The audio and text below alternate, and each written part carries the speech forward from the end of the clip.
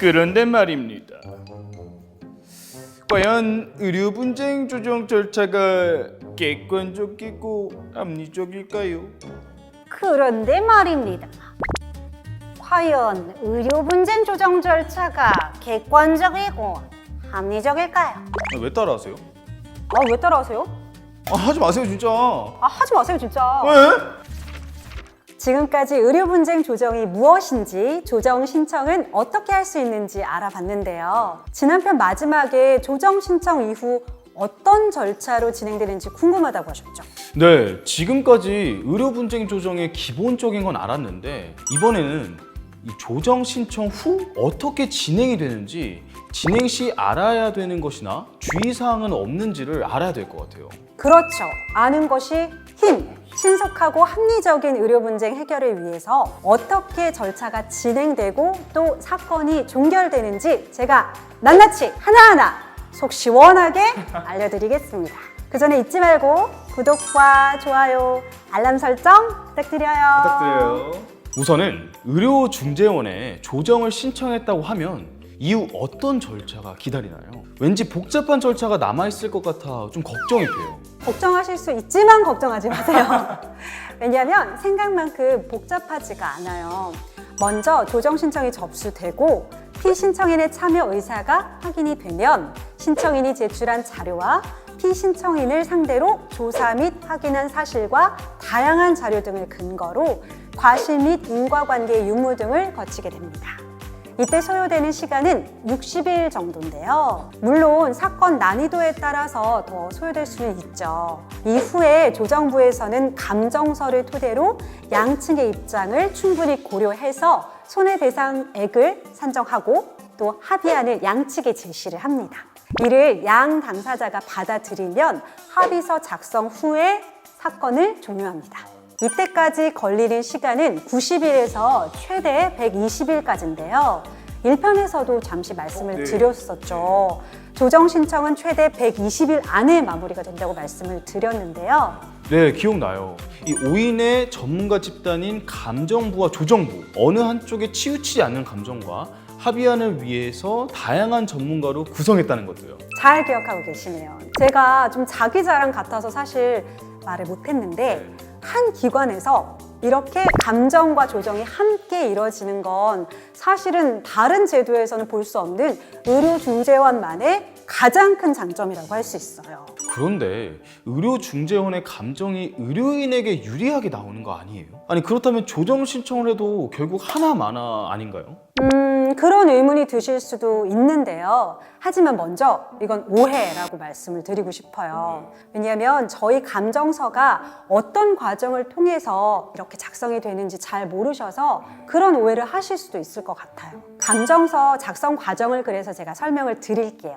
피신청인의 동의를 확인하고 절차가 시작이 되면 양측에서 제출한 자료와 답변서 등 자료를 모아서 5인의 감정부 회의를 통해서 사건의 쟁점이 무엇인지 논의하게 됩니다. 이때 객관적이고 또 공정한 감정을 위해서 5인의 감정위원 중 3명은 법조인과 소비자권익위원 등 비의료인을 구성하고 있습니다. 또한 재적 기피 시스템을 통해서 사건과 연관이 없는 분들로 구성을 하게 되죠. 감정부 회의가 진행되는 동안에 의료사고에 대한 내용이 복잡하고 다양한 원인에 의해 발생되었을 경우에는 각 진료과별 전문가 의견을 통해서 다각도적인 측면에서 원인과 인과관계를 찾기 위해서 세부 진료과별 전문가에게 자문을 의뢰하게 돼요. 또 이후에 감정부 회의와 자문서 등을 통해서 당시의 상황과 치료가 적절했는지 등 과실 유무 및 인과관계에 대한 객관적인 감정서를 완성하게 됩니다. 생각보다 체계적이고 전문적인 과정을 거치는군요. 거기에 이해관계 부분도 확인하고 객관적이고 공정하다고 할 만하네요. 당연하죠. 저희의 목표는 신속하고 공정한 의료 분쟁 해결이니까요.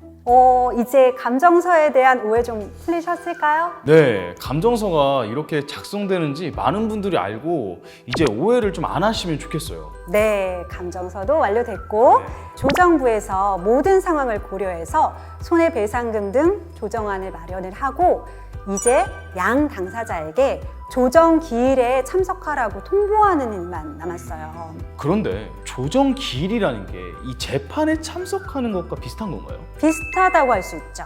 조정 기일에 대한 정확한 내용은 양 당사자에게 출석하여 의견을 진술할 수 있는 기회를 부여하고 또 당사자 간의 합의를 도출하거나 조정 결정 또는 부조정 결정에 대한 의결을 진행하는 절차예요. 아, 그러면 이제 최후 진술 같은 거네요. 야, 그러면 왠지 이 마음의 준비를 좀 해야 할 것 같은데요. 물론 참석 전에 이 마음의 준비를 하는 것도 중요하지만 성공적인 조정을 위해서는 조정 기일 에티켓 있다는 거 알고 계세요? 조정 기일에도 에티켓이 있어요? 1편에서 제가 조정은 소송과 다르게 양 당사자의 동의가 없으면 어떤 법적인 기속력이 없다고 했던 거 기억하세요? 이런 특성 때문에 양 당사자의 해결에 대한 적극적인 의지가 매우 중요하다고 할 수 있죠. 그래서 조정 기일에 어떤 태도를 가지고 임하느냐에 따라서 조정이 성립되냐 아니냐에 큰 영향을 미치게 돼요. 조정기일 에티켓은 첫째, 모든 조정 절차는 비공개가 원칙이에요. 둘째로는 조정에 참여하는 사람은 비밀 준수 의무가 있는데요. 따라서 녹음, 촬영 등은 금지되어 있습니다.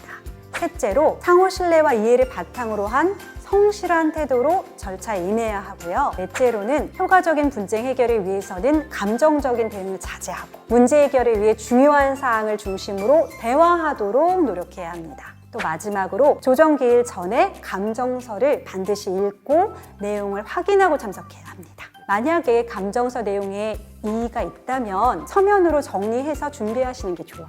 머리는 차갑게, 행동은 뜨겁게 뭐 이런 건가요? 명답! 명답입니다. 그러면 이번에는 조정 신청 이후 진행 절차와 감정 및 조정에 대해서 알아봤잖아요. 네. 조정제도 이용에 대한 마음 이제 있으신가요? 아, 네. 우선은 이용할 마음은 처음보다는 더 많아졌어요. 아, 사실 소송은 지금도 조금 부담스럽긴 하거든요. 돈이. 그렇죠. 돈이 문제죠. 그게 아니어도 혼자서는 힘든 의료 분쟁을 국가에서 도와준다고 하니 본인이 어떻게 이용하냐에 따라서 정말 도움이 되는 제도라는 건 알겠어요. 하지만 무엇보다도 더 중요한 게 있어요. 이런 의료 분쟁이 발생하지 않도록 개개인의 안전과 건강에 신경 쓰는 게 제일 좋겠죠? 그럼요. 아, 무엇이든 분쟁이 일어나지 않게 예방하는 게 제일 중요하죠. 혹시 의료 분쟁 조정에 대해서 더 궁금한 게 있나요? 이제 다 알게 된 것 같긴 해요.